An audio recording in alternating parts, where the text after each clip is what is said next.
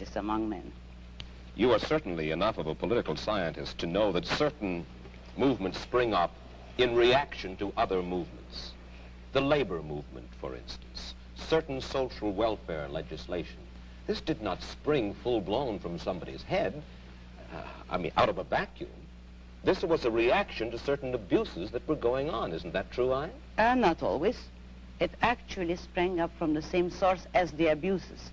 If by abuses you mean the legislation, which originally had been established to help industrialists, which was already a breach of complete free enterprise. If then, in reaction, labor leaders get together to initiate legislation to help labor, that is only acting on the same principle, namely, all parties agreeing that it is proper for the state to legislate in favor of one economic group or another. But what I'm saying is that nobody should have the right, neither employers nor employees, to use state compulsion and force. But when you advocate completely unregulated economic life in which every man works for his own profit, you are asking, in a sense, for a devil-take-the-hindmost, dog-eat-dog society, and one of the main reasons for the growth of government controls was to fight the robber barons, to fight laissez-faire, in which the very people whom you admire the most, Ayn,